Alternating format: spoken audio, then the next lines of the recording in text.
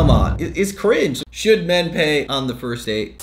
Welcome to the very first video on the Based Benji channel. This is Big Daddy Benji, aka Mr. TYB, aka Mr. Took Ya Bitch. It's past tense, it's took. It's past tense because it already happened. There's nothing you can do about it. We're gonna react to some terrible TikTok dating advice. This is gonna be the new spam account, the new reaction channel. We're gonna be reacting to everything dating, everything funny, and what are we waiting for? Let's just get right into it. Let's see what girl in reflective puffer jacket wants to say. She looks like a Barbie and Bratz doll mixed together. He acts single, you act single. He makes no effort, you show no interest. He puts you second, you put him last. That shit goes both ways. This type of content is like, oh, like I'm a boss bitch, I do this, this, and that, which is the complete opposite, but the exact same as like the overly macho red pill guys. The reason I don't like this is because it's just a reaction to what the other person is doing. Instead of saying like, hey, this is what I'm doing, I'm gonna go about dating in my own way. If it doesn't fit or vibe with that person, what I'm gonna do is I'm just gonna remove myself from that situation and go find a situation with another person who's on the same page as me. Where in this case,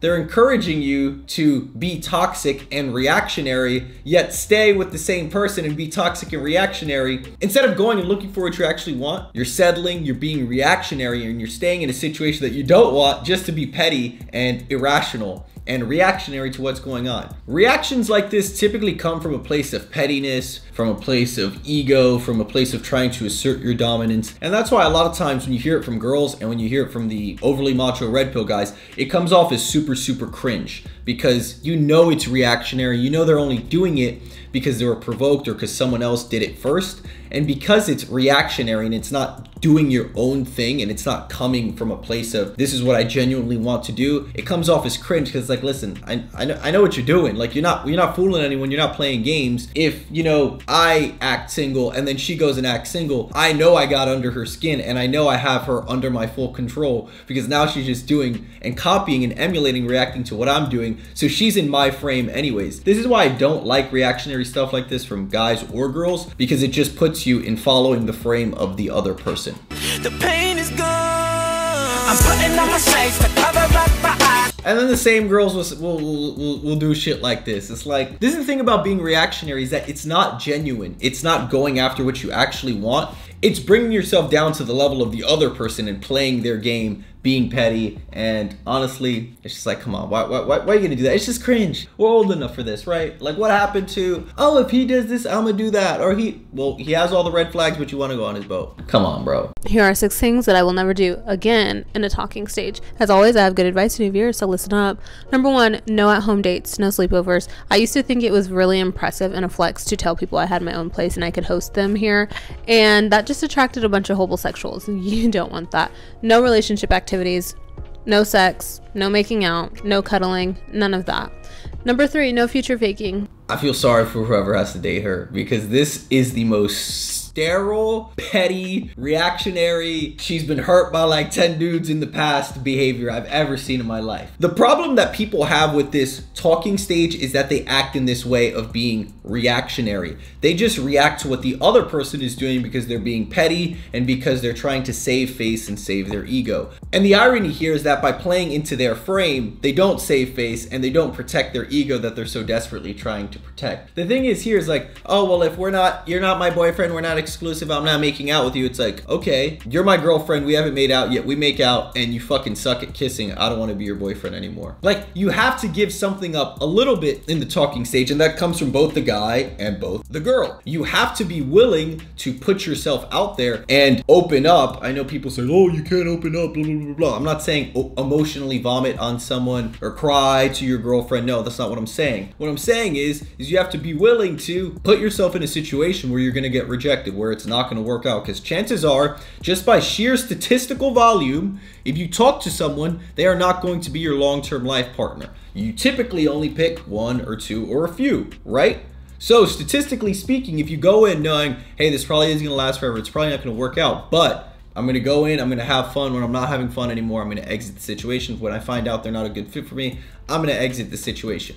That is the way you do it. You're gonna win some, you're gonna lose some. It happens to everyone, even Big Daddy Benji, even Mr. TYB. I go into some situations, I get rejected. I lose every once in a while. Once every, 1,000 years or so, I get rejected and it doesn't work out. But when a woman or a guy tries to date like this, or like, oh, no physical relationship activities, no texting or talking all the time, it's like relationships happen organically and they progress slowly and naturally. When you set up these fake boundaries of like, oh, we can't make out until you're officially my boyfriend, or oh, we can't text and talk all day until you're officially my boyfriend. It's like, how am I supposed to see what it would be like to be your boyfriend if we can't do anything boyfriend or girlfriend like before? The talking stage is a tryout period. It's a trial period. You're seeing what it would be like to maybe date each other. And as you like each other, you invest more and more and more. I'm not saying on a first date you offer to fly a girl and take her on a 2-week vacation because you don't fucking know her. Where's the value there? You don't know if you're gonna get value out of doing that. But you invest a little bit. You invest in buying her a drink. You invest in buying her dinner. You invest in spending time with her. You invest in taking her on a second date, on a third date, on blah, blah, blah, blah, blah.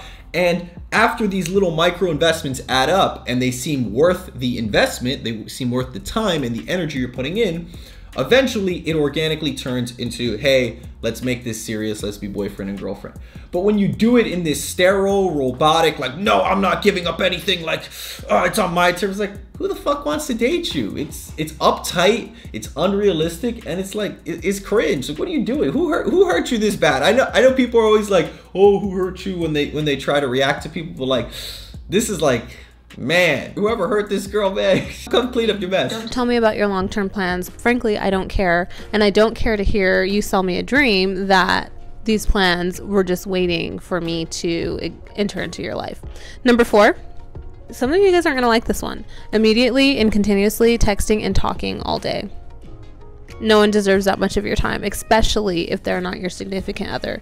Number 5, I'm not gonna... Well, how do you expect them to become your significant other if you're not gonna see what it's like to do it? This is why talking stages are talking stages, because you're not sure yet. You're not sure about the other person. You don't have the full picture of them. You don't have the full picture of what it would be like to be in a potential relationship with them. So what do? You try it out. You do boyfriend-like activities until you see, do I like him? Do I not? I'm sure you guys watching at home, you're a Base Zeus subscriber. You've gone on a date, 1 or 2 dates with a girl. You've talked to her a little bit, and after 1 or 2 dates, you're like, I don't really like her. I found out this about her. Now that I've got to know her, she ain't all that. I don't want to see her again. I'm sorry. And it sounds like a couple Base Zeus subscribers, 2 or 3 or 5 or 10 of y'all did this to our girl, and she's mad about it. So respond to demanding bids for attention. So don't try to make me jealous. You guys ruined it for the rest of us. Don't try to talk to me about all the other women that you are talking to, because I will remove myself from the equation. Number 5, treat them like a significant other. Once you are a significant other, you are afforded different opportunities and benefits of being in a committed relationship with me. However, if we are just talking, how's the weather? So you're never gonna get a boyfriend like this, because if you're closed off and like only doing surface level things and not progressing it at all, no guy's gonna want to date you, because they'll be like, why is she closed off and weird and so uptight? This is not pleasant to be around. This is very unpleasant behavior, and I don't want to be around someone like this. I wouldn't want to be anyone like this if it was a guy or a girl. Fuck that. This is what you're gonna do on your date, because I know dating can be awkward, okay? But I learned this on TikTok and I need to teach it to everyone. Okay, so the bell comes. I'm you, okay? Do you need any help with that? Okay, that, what are they gonna say? Yeah, you need help with that on the bill that you wanted to take me out to, that I had to get ready for? I don't think so. In a patriarchy created by men, where men are paid more than women, even though women typically do a better job. In a world where all wars have been started by men. In a society where 90% of rapes are by men. Don't even get me started on the orgasm gap. No, babe, when your gender figures it out, maybe we'll talk about it. Oh, wow, it's over. Thank God, thank God. Oh my God. Ooh, thank God it's over. Oh my God, that was painful. I know this is a hot topic. Should men pay on the first date? If you invite the girl out on the date, sure, yeah, pay. I always cover the bill. I always insist on paying for all the women I take out. Yes. But what's funny is that women have all of these ideas of what should happen when the bill comes. They think, oh, I have to get up and go to the bathroom. I've seen girls get up and go to the bathroom when the bill comes, and it's like, I'm gonna pay for you, and if I didn't offer to pay for you, then you could have just said, hey, like, that's fucked up, you invited me out. You could just confront me about it. You could be confrontational about it. But this fake, like, oh, do you need any help with that? Condescending attitude is just unpleasant. And if a girl said something like that to me,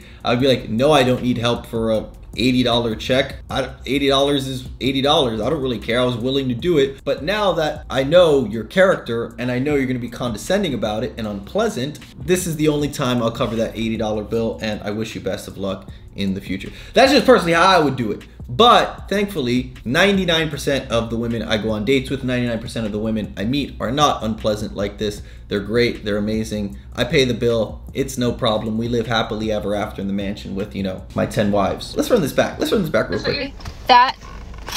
What are they gonna say? Yeah, you need help with that on the bill that you wanted to take me out to, that I had to get ready for? I don't think so.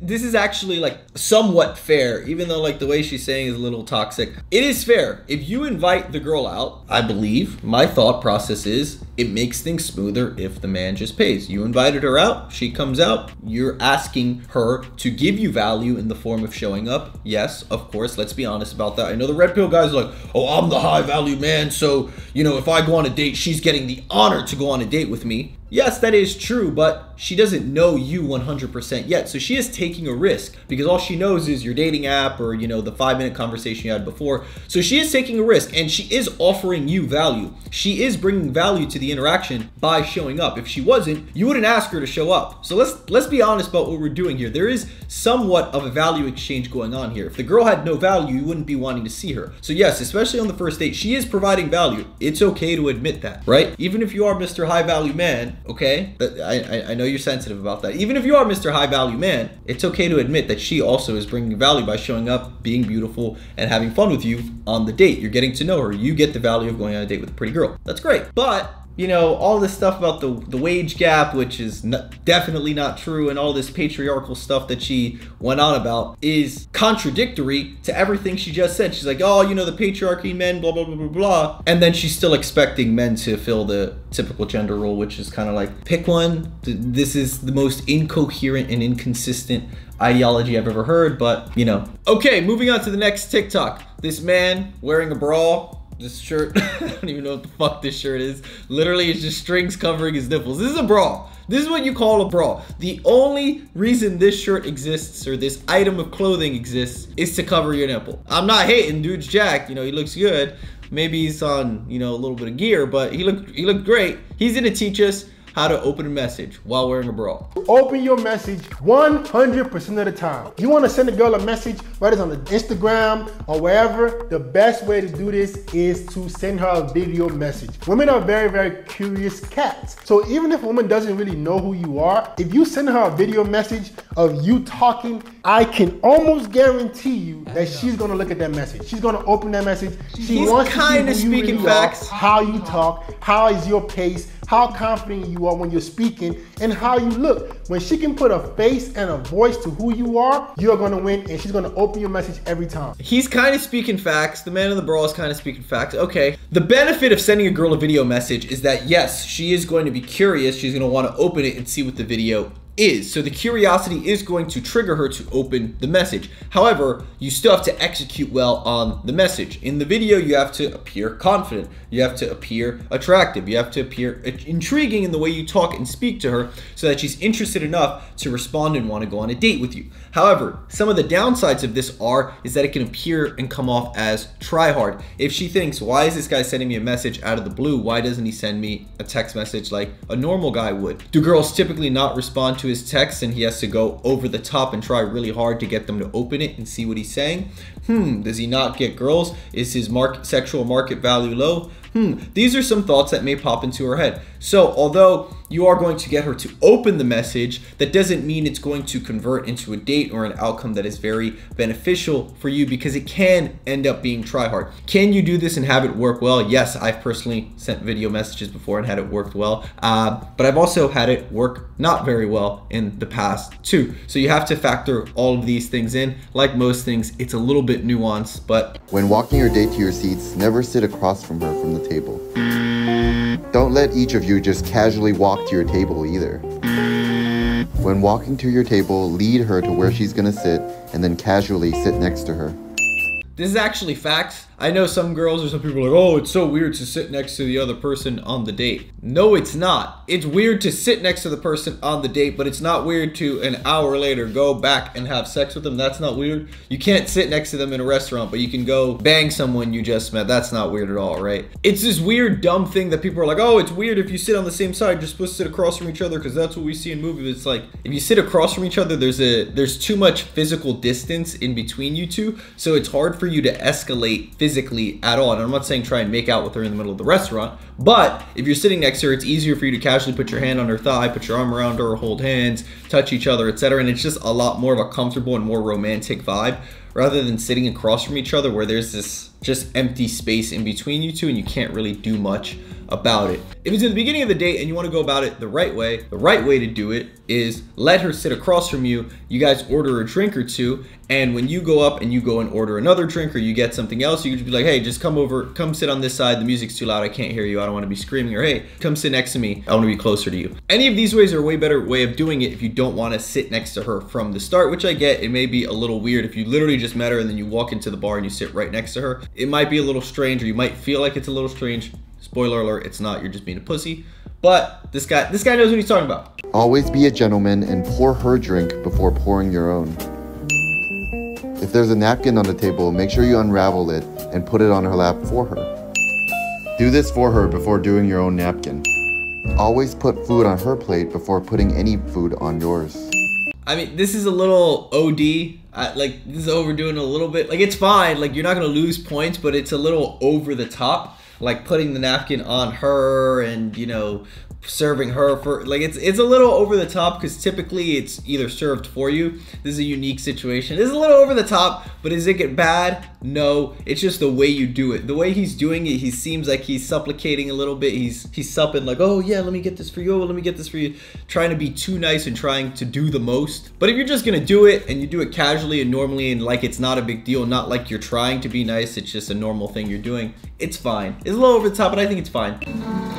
When your date tells you what she wants, take the initiative and order for her. Trust me, she's gonna appreciate. I don't know if you should order for her. Some girls get weird about that. They're like, oh, I can order for myself. Some girls want you to order for them. The way I typically do it is I'll order for myself, and then I'll say, and then whatever she would like, right? And then she can say it. If the girl feels nervous about talking to the waiter or ordering it for her, she'll say, hey, can you just order it for me? That's totally fine. The way I usually do it though, I order what I want first, and then I say, and then whatever she'd like. This way, you're setting her up so she can say it and she doesn't have to get the waiter's attention herself, but you're not sort of explaining it or saying it for her, which you can if you want and if she wants you to, but it's not really necessary. Now he's gonna teach us how to get friend zoned. Here are some signs that you're getting friend zoned.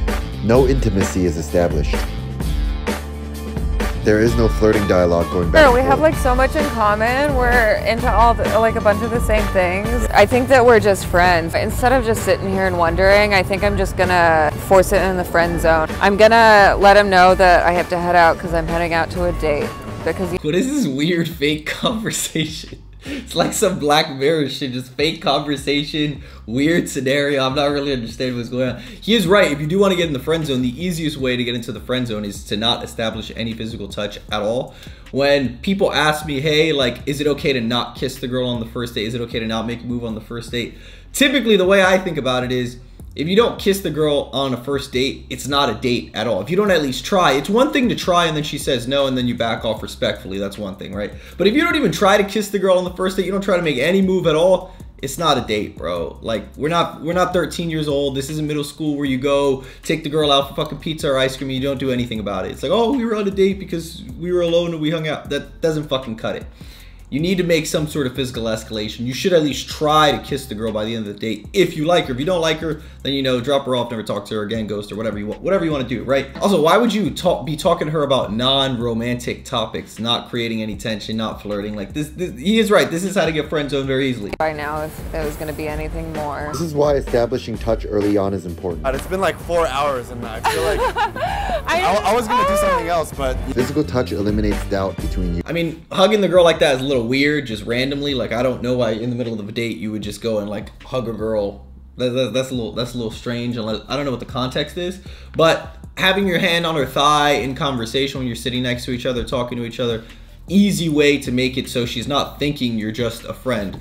Guy friends and girlfriends, which I know is a touchy subject in and of itself, you're not really putting your hand on your friend's thigh. I don't know the last time you put your hand on your homie's thigh. So definitely, this is another reason why it would make sense to sit next to each other, because you can do little escalations like that, gauge her interest, and if all of the escalations that you're doing, the little mini escalations, are going well, then that's when you can go for the kiss. You and the other person. Aww. Let's go. Make sure you physically escalate next time you're on a date, especially if you don't want to be friend zoned. Alright, we're not checking out your course, bro. Ladies, I hate to be that guy, but really, dating advice for you is not that difficult.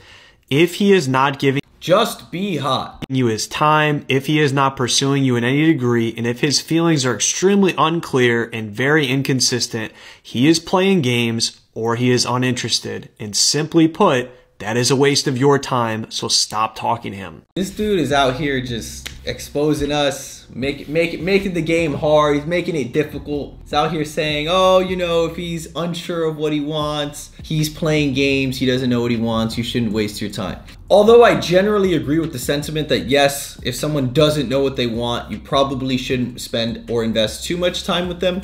But a lot of times, women especially, will expect a man to step up and be very exclusive or be exclusive to her extremely early on in the relationship. And you shouldn't feel forced to be exclusive or move at a pace that you're not comfortable with. A lot of times this is something that happens and they're like, oh, well, like if someone doesn't know what they want, then I don't want to be with them. Well, it's like, it's been 2 or 3 dates. I know you, I like you a lot. I want to keep spending time with you. I want to keep getting to know you, but am I ready to commit to you 100% as my girlfriend? No, not yet. I want to keep seeing how this goes. I don't know how crazy you are yet. I don't know what else is going to happen between us. What if this wears off and we don't like each other anymore? So if she's asking you to commit very early, that's actually a good sign. It means that she likes you. But if she's asking you, what are we? What are you looking for after you've been seeing her for a little bit? The best way to respond, if you like her and you want to keep seeing her, but you're not sure if you like her enough to make her your girlfriend yet, is, I really like you. Let's just keep going with the flow and see what happens. I really like you and I do have feelings for you, but I'm not looking for a serious relationship. Let's just enjoy our time together. There's no need to put a label on things, right? Thank you for being honest with me. I get that you don't want a serious relationship right now, and that's absolutely okay with me. I do want a relationship though, so I will continue to date other people as well until I find someone who's on the same page as I am. That's haram. That's not allowed. That's not allowed. Come on. What are you thinking? I don't like this. I only want you to date me. But you don't want to be in a relationship with me? That doesn't work for me. I won't give up on finding my partner for life just so I can continue to see you. Then let's rather part ways here and only come back to me when you know for sure what you want. Yeah, that's fair. Where did you learn to set boundaries like this? I followed you and job. What is it with these TikTok weird skits where at the end they like plug themselves? It's like this weird cringy parallel universe type shit. What the fuck is going on? No one talks like this. Anyways, this is another example. Like, again, you never know the context. If this is like 10 dates in and the girl's like, listen, like I like you, what are we doing here? I want to know. It's one thing if you're like very into the relationship, 10 dates, something like that, whatever it is, you feel like the relationship dynamic is serious enough that you're like, okay, I need to know what I want. But if someone is forcing you to commit very early on because they're insecure or they're like, oh, I don't know what you want with me, I don't know what your intentions are with me, it's like, listen, my intentions are to keep seeing you, keep getting to know you and see where this goes. If that's not okay with you, then we don't need to keep seeing each other. But this idea that you need to force people to commit or say like, hey, no, like we need to break up right now because you don't want to commit, you don't want to be my boyfriend. It's like, sure, that's fine, but you're going to burn a lot of potential relationships in the meantime because you're so focused on getting someone to commit in the short term rather than seeing how it goes for the medium and long term. A lot of girls will tend to do this, and this is where you stand your ground and say, listen, like this is what I'm willing to do. Either yes, I'm willing to commit to you, which is great. If you want a girlfriend, great, you have a girlfriend.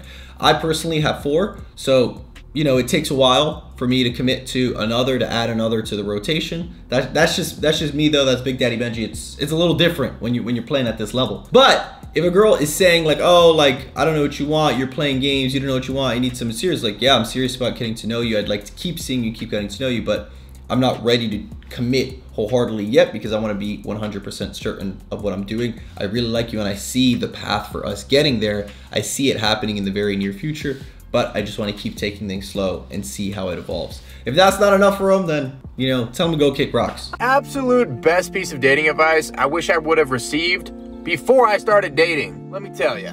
Honestly, I think we can all agree that when you go on a first date, it's intimidating, you don't know what to talk about, you worry if the person's gonna be interested in you, you're freaking out. And the absolute best piece of advice I've ever received is that if you wanna be interesting, be interested.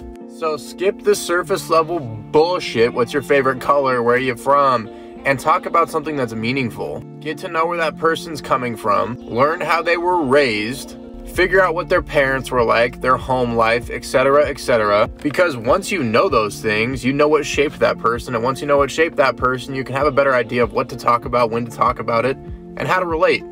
This is one of those like bullshit motivational, like, oh, let's be fake deep, let's talk about this and that. Is kind of nonsense. That was hurting my brain. I'm not gonna listen anymore. That is going to wrap it up for the TikToks of today. I don't want to lose any more brain cells. TikTok dating advice is simultaneously worse than I thought, but also better than I thought. The better stuff was half decent, not terrible, but the worst stuff, the bad stuff, was honestly so bad that I need to go wash my eyes out and go watch my own videos for a little bit to restore some of the brain cells and restore some of the goodness in me. If you do want good TikTok dating advice, you should make sure you follow us on TikTok at IamBaseSeus. This has been Based Benji. It's our inaugural video on the channel. One of our first videos on the channel. We're gonna have more reactions, more dating content, and we've got some vlogs coming up. I know you guys want to see some day in the lives of Big Daddy Benji, Mr. TYB, but this has been Big Daddy Benji, Mr. TYB. We're gonna be uploading on this channel almost every single day. So make sure you're subscribed, make sure you're watching the videos, make sure you tell your friends. This has been Big Daddy Benji, aka Mr. TYB, and I'm out, gentlemen. Time to film more videos for this channel, but change my shirt so it looks like I filmed it on another day.